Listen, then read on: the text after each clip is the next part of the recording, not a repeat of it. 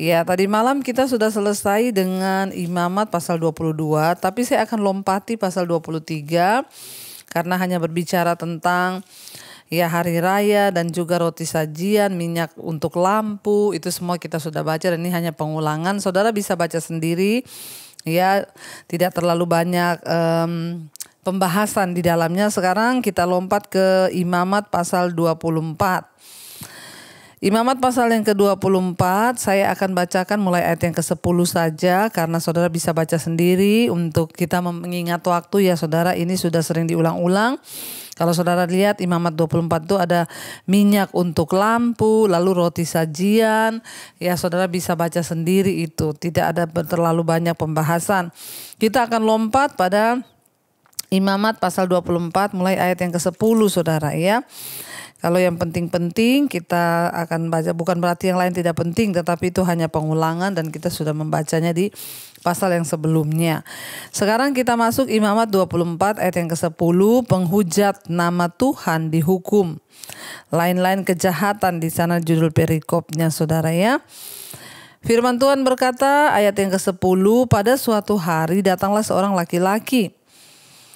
Ibunya ya seorang Israel sedang ayahnya seorang Mesir. Di tengah-tengah perkemahan orang Israel dan orang itu berkelahi dengan seorang Israel di perkemahan. Ayat yang ke-11. Anak perempuan Israel itu menghujat nama Tuhan dengan mengutuk, lalu dibawalah ia kepada Musa. Nama ibunya ialah Selomit binti Dibri dari suku Dan. Ia dimasukkan dalam tahanan untuk menantikan keputusan sesuai dengan firman Tuhan. Ayat 13.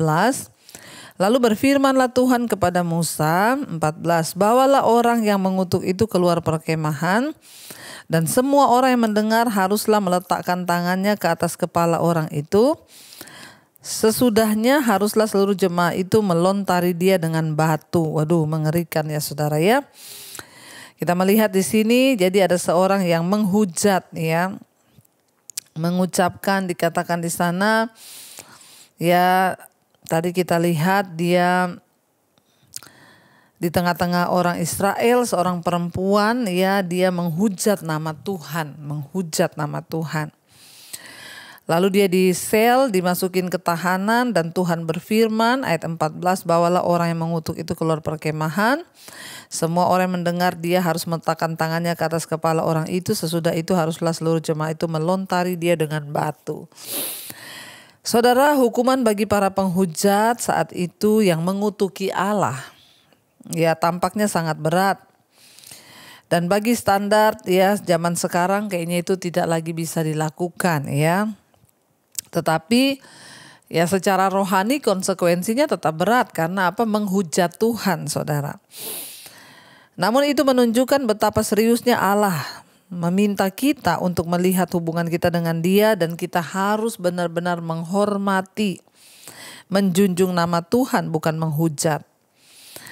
Ya seringkali kita memakai nama Tuhan untuk bersumpah atau kita bertindak seolah-olah Dia tidak ada. Kita harus berhati-hati saudara di dalam cara hidup kita, cara berkata kita memakai nama Tuhan. Ya dan cara kita melakukan sesuatu melibatkan nama Tuhan, hati-hati jangan sampai itu masuk dalam satu tindakan yang dianggap Tuhan kita menghujat namanya. Ya dengan memperlakukan Allah dengan tidak hormat sehingga pada akhirnya ya Tuhan pasti akan mendatangkan hukuman. Kita lihat pada zaman dulu ngeri sekali. Orang yang menghujat Tuhan itu hukumannya dirajam pakai batu saudara. Ya membayangkan saja sudah ngeri, tetapi ini artinya Tuhan itu sangat mengingatkan kepada kita umatnya untuk kita berhati-hati. Jangan sampai kita menghujat Tuhan, menghujat namanya sebab namanya itu kudus ya. Makanya berhati-hati saudara. Bagaimana menghujat Tuhan itu? Ya kita mengaku kita percaya kepada Yesus, tetapi kalau hidup kita tidak sesuai dengan firman-Nya, hidup kita tidak sesuai dengan ya hidup dengan standar takut akan Tuhan, maka itu akan menyebabkan kita ini menghujat nama Tuhan. Tiap minggu berkata Yesus, tiap minggu ya menyembah Tuhan, dengan mulut kita memakai mulut kita untuk ya memuji Tuhan, tapi dengan mulut juga kita menghujat Tuhan, kita memaki-maki orang atau melakukan sesuatu yang tidak benar. Hati-hati, Tuhan itu Tuhan yang kudus, dan barang siapa yang menyembah Dia itu harus kudus, ya, supaya kita tidak mendapat penghukuman. Ayat yang ke-15 dikatakan, engkau harus mengatakan kepada orang Israel begini, setiap orang yang mengutuki Allah harus menanggung kesalahannya sendiri. Jangan pernah mengutuki Allah dengan berkata, ya aduh kenapa Tuhan itu begitu, kenapa Tuhan ini begini, ya. Hati-hati, jangan sampai kita ini melakukan satu tindakan yang menghujat nama Tuhan. Ya, dikatakan orang yang mengutuki Allah harus menanggung kesalahannya sendiri. Itu kesalahan berat di mata Tuhan. Ayat 16, siapa yang menghujat nama Tuhan pastilah ia dihukum mati dan dilontari dengan batu oleh seluruh jemaat, baik orang asing maupun orang Israel asli. Bila ia menghujat nama Tuhan, haruslah ia dihukum mati. Nggak peduli hukum ini berlaku bagi orang Israel juga bagi orang asing yang bukan Israel. Kalau dia menghujat nama Tuhan, maka dia harus dihukum mati. Juga apabila seorang membunuh seorang manusia, pastilah dia dihukum mati. Demikian juga hukuman bagi para pembunuh, hukuman mati. Ya, jadi siapa yang mengambil nyawa orang harus dibayar dengan nyawa. Saudara, kita lihat ya betapa dari zaman dulu itu Tuhan itu ya mengatur semuanya dengan hukum-hukumnya agar manusia itu berhati-hati. Jangan sampai kita menghujat Tuhan, apalagi membunuh sesama kita manusia. Juga apabila seorang membunuh sesama orang manusia, pastilah ia akan dihukum mati. Tetapi siapa yang memukul mati seekor ternak, harus membayar gantinya, seekor ganti seekor. Sebaliknya kalau ada orang yang membunuh ternak orang lain, ya memukul tanpa sengaja, ya bisa membunuh sapi atau kambing atau domba, maka dia juga harus ganti seekor. Jadi ya setara dengan apa yang dilakukannya. Apabila seorang membuat orang sesamanya bercacat, maka seperti yang telah dilakukannya, begitulah harus dilakukannya kepadanya. Ngeri, saudara, zaman dulu itu memang hukum Taurat itu ya. Kalau orang membuat orang lain cacat, misalnya karena bertengkar atau berkelahi, lalu orang itu kakinya patah lalu jadi cacat, maka orang yang membuat seperti itu dia harus dilakukan hal yang sama. Kalau dia mematahkan kaki orang, dia pun juga harus dipatahkan kakinya. Yaitu hukum Taurat. Bayangkan kalau orang melakukan penyiksaan, maka dia juga harus disiksa. Orang membunuh, dia juga harus dibunuh. Mata ganti mata, gigi ganti gigi. Tidak ada seorang pun yang sanggup untuk melakukan hal itu. Kita bersyukur kita hidup di zaman hukum kasih karunia Tuhan, saudara ya. Dikatakan di sini ayat 20, patah ganti patah, mata ganti mata, gigi ganti gigi, seperti dibuatnya orang lain bercacat, begitulah harus dibuat kepadanya. Jadi kalau ada orang lain ya bertengkar, lalu misalnya dia mencederai mata orang sampai buta, maka matanya pun harus dibuat buta. Kenapa Tuhan membuat hukum yang begitu keras di tengah-tengah bangsa itu? Supaya mereka itu hati-hati. Tapi kita lihat saudara, sudah dibikin hukum yang begitu keras aja manusia tetap melanggar. Ya memang susah kalau bukan hatinya yang dijamah untuk takut Tuhan, maka orang ya akan cenderung melakukan hal yang ya melanggar hukum Tuhan kalau bukan hatinya yang dijamah. Makanya kita harus buka hati terus untuk Tuhan. Ayat 21, siapa yang memukul mati seekor ternak, ia harus membayar gantinya. Tetapi siapa yang membunuh seorang manusia, ia harus dihukum mati. Ya, diulangi lagi. Seorang manusia, satu hukum berlaku bagi kamu, baik bagi orang asing maupun bagi orang Israel asli. Sebab akulah Tuhan Allahmu, tidak pandang siapapun yang melakukan kena dengan hukum ini. 23, demikianlah Musa menyampaikan firman itu kepada orang Israel. Lalu dibawalah orang yang mengutuk itu keluar perkemahan dan dilontari dia dengan batu. Maka orang Israel melakukan seperti yang diperintahkan Tuhan kepada Musa. Ya, dan akhirnya saudara, mereka melakukan apa yang Tuhan perintahkan. Ini adalah satu peraturan ya bagi para hakim, ya bukan suatu persetujuan untuk balas dendam saudara, tetapi ya pada dasarnya Tuhanlah yang mengatur semua itu, bahwa hukum ya memang ya pada zaman itu yang dipandang ya harus setimpal dan cocok dengan kejahatannya. Jadi tidak boleh melebihi, mata ganti mata, gigi ganti gigi.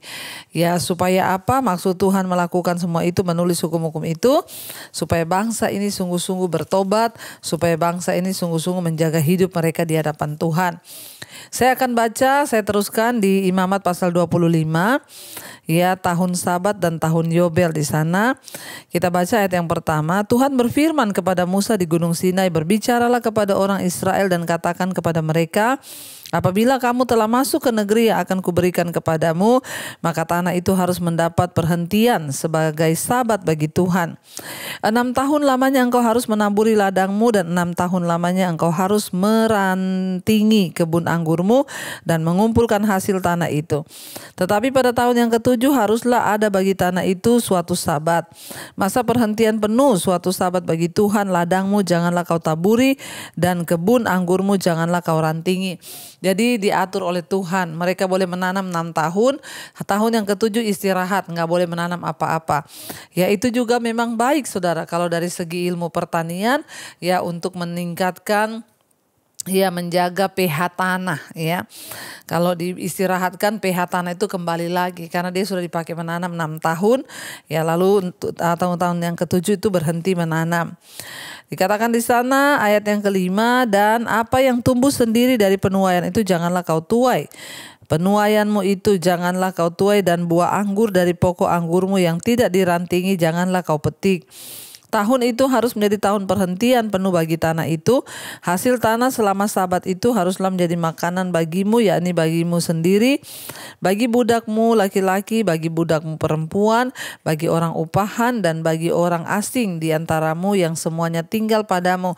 Jadi mereka harus menyimpan di lumbung ya segala yang mereka pernah panen, karena 1 tahun, pada tahun yang ketujuh mereka tidak boleh bekerja, mereka makan dari hasil yang mereka simpan.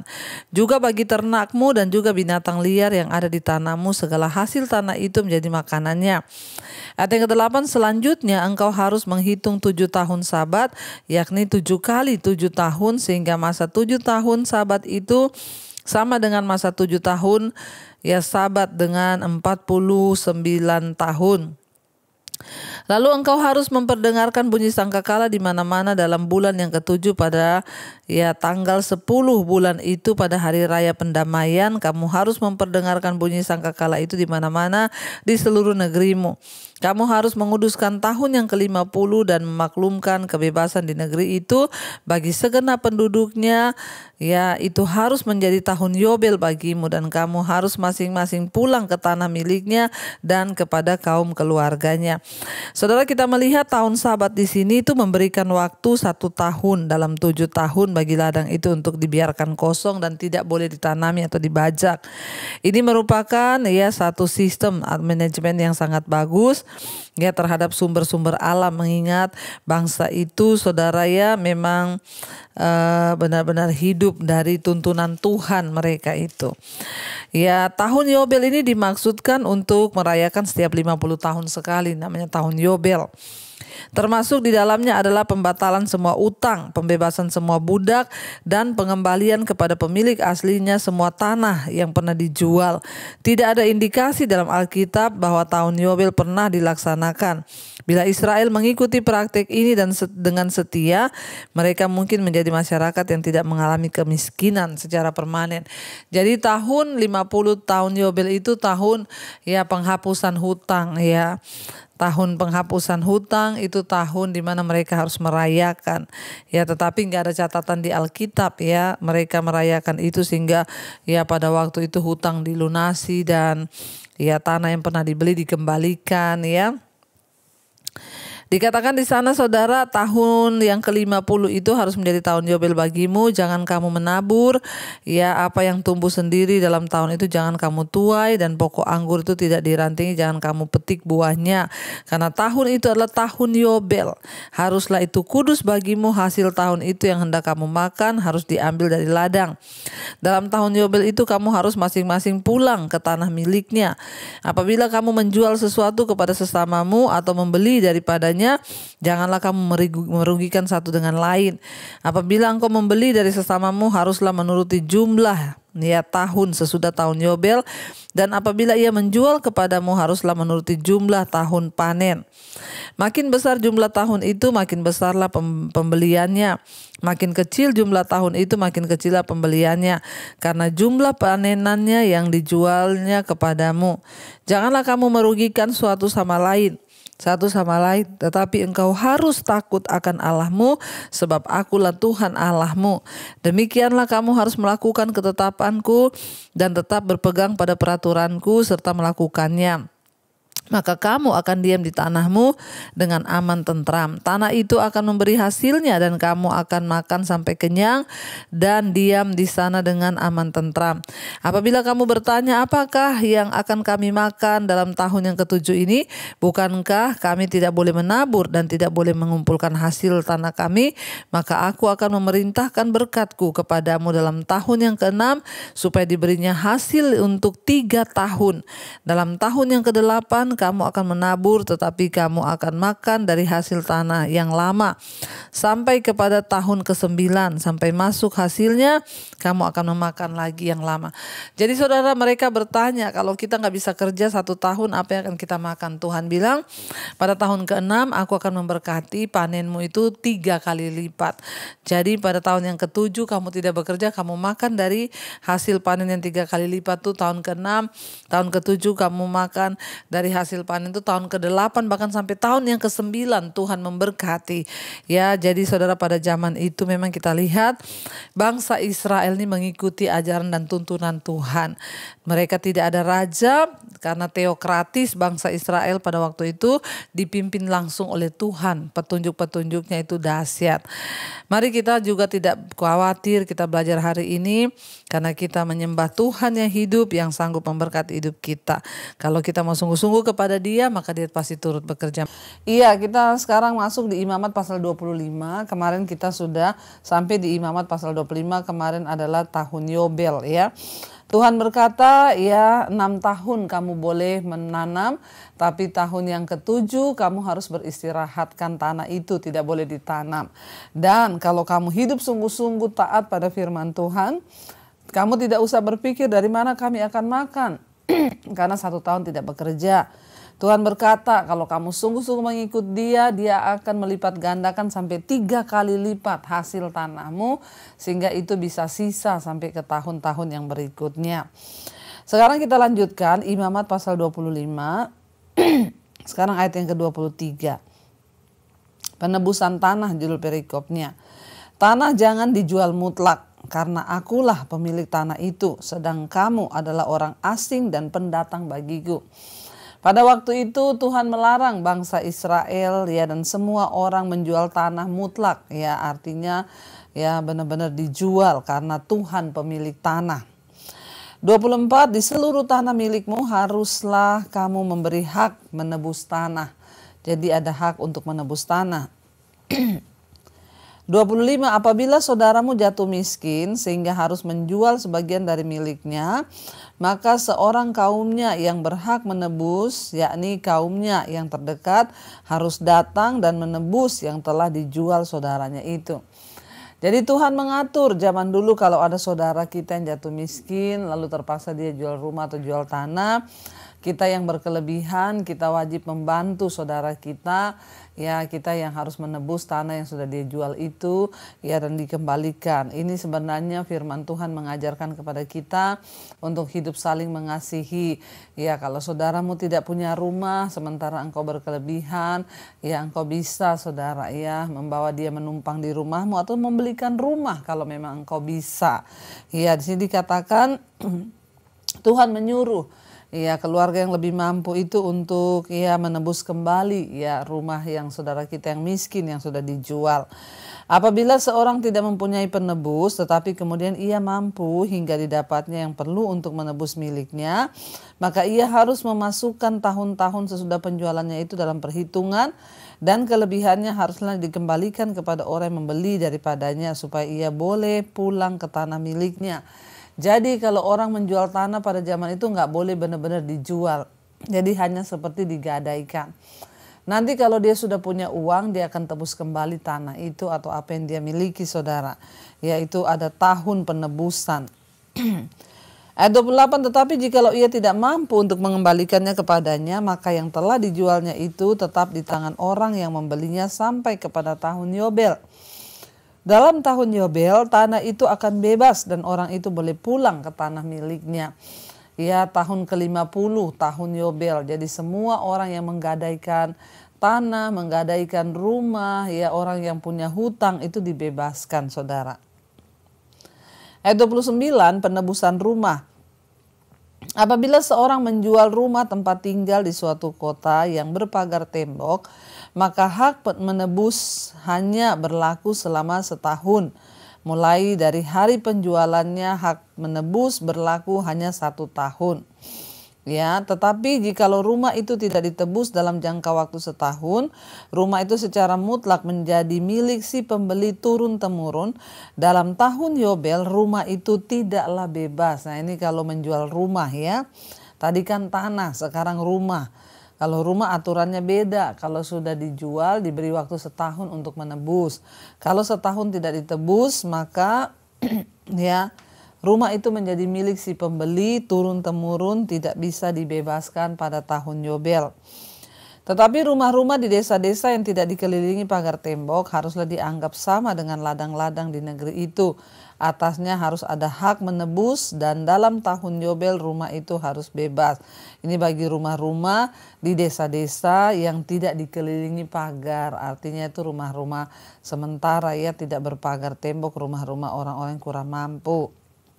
Mengenai rumah-rumah di kota-kota orang Lewi, hak menebus rumah-rumah itu ada pada orang Lewi untuk selama-lamanya. Kalau orang Lewi itu beda ya, mereka bisa menebus selama-lamanya haknya. Kenapa? Karena suku Israel, terutama suku Lewi, ditetapkan sebagai imam. Mereka tidak boleh bekerja. Tuhan menjamin hak-hak mereka. Sekalipun di antara orang Lewi yang melakukan penebusan, tetapi rumah yang terjual di kota miliknya itu haruslah bebas dalam tahun Yobel. Karena segala rumah di kota-kota orang Lewi adalah milik mereka masing-masing di tengah-tengah orang Israel. 34, dan padang penggembalaan sekitar kota-kota mereka janganlah dijual karena itu milik mereka untuk selama-lamanya. Jadi sebenarnya kita diajarkan, saudara, lewat firman ini untuk kita bisa saling tolong menolong. Kalau kita berkelebihan, mari kita tolong orang yang tidak berkelebihan. Perlakuan terhadap orang miskin. Ayat 35. Apabila saudaramu jatuh miskin sehingga tidak sanggup bertahan di antaramu, maka engkau harus menyokong dia sebagai orang asing dan pendatang supaya ia dapat hidup di antaramu. Ya, kalau ada keluarga kita yang hidupnya benar lalu dia jatuh miskin, saudara, ya kita harus menyokong hidupnya di tengah-tengah kita. Ya, janganlah engkau mengambil bunga uang atau riba daripadanya, ya, melainkan engkau harus takut akan Allahmu supaya saudaramu dapat hidup di antaramu. Ya, kalau kita meminjamkan uang kepada dia jangan dibungai, jangan diriba. Ya, tidak boleh membungakan kepada saudara yang miskin uang, saudara. Kalau perlu malah kasih aja, nggak usah harap ganti ya. Janganlah engkau membungakan uang atau riba kepadanya, melainkan engkau harus takut akan Allahmu supaya saudaramu dapat hidup di antaramu. 37, janganlah engkau memberi uangmu kepadanya dengan meminta bunga. Jangan kasih uang kepada dia lalu minta bunga. Juga makananmu janganlah kau berikan dengan meminta riba. Kita mengharapkan balik, kita mengharapkan kembali. Akulah Tuhan Allahmu yang membawa kamu keluar dari tanah Mesir untuk memberikan kepadamu tanah Kanaan supaya aku menjadi Allahmu. Tuhan yang membawa bangsa ini keluar dari tanah Mesir, perbudakan ke tanah Kanaan, supaya Tuhan menjadi Allah kita. Ya, jangan membungakan uang, saudara. Ya, kalau saudara meminjamkan sesuatu kepada orang lain, kepada saudaramu, lalu berharap bunga atau berharap riba, ya saudara, Tuhan tidak berkenan. Kalau kita meminjamkan uang, saya selalu bilang, beri sesuai dengan takaran iman kita, jangan harapkan ganti. Ikhlaskan, makanya harus memberi dengan takaran hati kita rela atau tidak.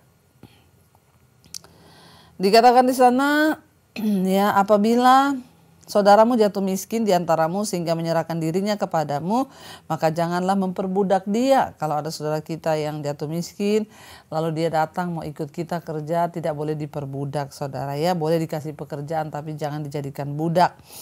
Sebagai orang upahan dan sebagai pendatang, ia harus tinggal di antaramu sampai kepada tahun Yobel, ia harus bekerja padamu. Kemudian ia harus diizinkan keluar daripadamu, ia bersama-sama anak-anaknya, lalu pulang kembali pada kaumnya, dan ia boleh pulang ke tanah milik nenek moyangnya. Karena mereka itu hamba-hambaku yang kubawa keluar dari tanah Mesir, janganlah mereka itu dijual secara orang menjual budak. Ya, tidak boleh ya orang Israel dijual sebagai budak. Ya, kalau ada saudara kita, saudara dikatakan yang miskin, ya kita harus membantu. Tapi tidak boleh menjual mereka sebagai budak, ya saudara. Janganlah engkau memerintah dia dengan kejam, melainkan engkau harus takut akan Allahmu. Tidak boleh memerintah, menyuruh orang dengan kejam, tapi harus dengan takut akan Tuhan. Tetapi budakmu laki-laki dan perempuan yang boleh kau miliki adalah dari antara bangsa-bangsa yang di sekelilingmu. Hanya dari antara mereka lah kamu boleh membeli budak laki-laki dan perempuan, bukan sesama orang Israel, tapi dari bangsa lain. Juga di antara anak-anak pendatang yang tinggal di antaramu boleh kamu membelinya. Dan dari antara kaum mereka yang tinggal di antaramu yang dilahirkan di negerimu, orang-orang itu boleh menjadi milikmu. 46. Kamu harus membagikan mereka sebagai milik pusaka kepada anak-anakmu yang kemudian supaya diwarisi sebagai milik. Kamu harus memperbudakkan mereka untuk selama-lamanya.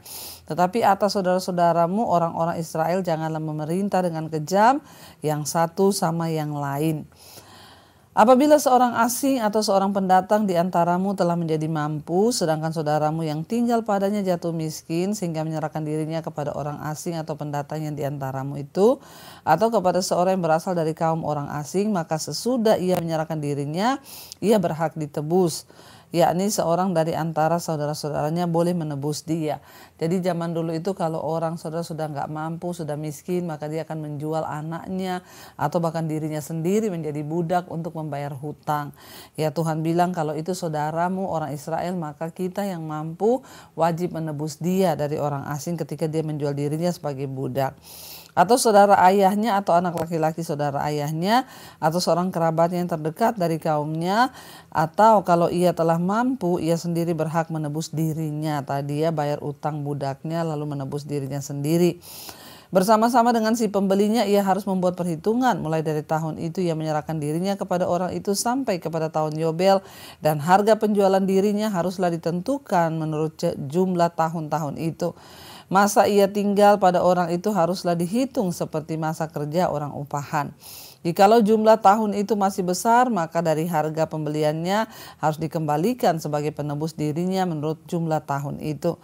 Jika waktu yang tinggal masih sampai kepada tahun Yobel sedikit lagi saja, maka ia harus membuat perhitungan dengan orang itu menurut jumlah tahun itulah ia harus membayar uang tebusan dirinya. Demikianlah ia harus tinggal padanya sebagai orang upahan dari tahun ke tahun. Janganlah ia diperintah dengan kejam oleh orang itu di depan matamu. Tetapi jikalau ia tidak ditebus dengan cara demikian, maka ia harus diizinkan keluar dalam tahun Yobel, ia bersama-sama anak-anaknya. Karena padakulah orang Israel menjadi hamba, mereka itu adalah hamba-hambaku yang kubawa keluar dari tanah Mesir, akulah Tuhan Allahmu. Jadi Tuhan melarang bangsa Israel untuk menjadi budak. Tetapi pada zaman itu, ya kalau dia memang tidak punya uang, dia menjual dirinya sebagai budak. Nanti kalau dia sudah punya uang lagi, Baru dia menebus dirinya sendiri, dia bayar ke orang itu yang membelinya sebagai budak, lalu dia bisa dibebaskan. Jadi saudara ya, itu yang Tuhan atur bagi bangsa ini agar mereka hidup menurut ketetapan Tuhan. Mari kita satukan hati, kita berdoa. Terima kasih Bapa buat malam ini Engkau mengajarkan kami banyak hal. Kami percaya Tuhan yang menyertai kami, Tuhan yang melindungi kami, Tuhan yang menebus kami adalah Tuhan yang setia. Engkau yang mau untuk kami terus bertumbuh, Engkau juga mau kami menjadi orang-orang yang sungguh-sungguh takut akan Engkau. Tuhan ajar kepada kami untuk punya hati belas kasihan melihat keluarga kami. Biarlah Tuhan kami boleh saling menopang satu dengan yang lain, terutama di dalam Tuhan. Terima kasih Bapa, kami membuka tangan dan hati kami di hadapan Tuhan untuk menerima berkat. Diberkatilah Engkau dalam hidupmu, diberkati rumah tanggamu, diberkati pekerjaanmu, diberkati kesehatanmu, diberkati keuanganmu. Terimalah kiranya berkat dari Allah Bapa, cinta kasih Tuhan Yesus Kristus, penyertaan Allah Roh Kudus menyertai hidupmu mulai hari ini bahkan sampai kali yang kedua. Tuhan Yesus datang menjemput kita, nama kita tercatat di dalam kitab kehidupan. Dalam nama Tuhan Yesus yang percaya diberkati Tuhan, katakan bersama amin, amin, amin. Tuhan Yesus memberkati, shalom dan Immanuel.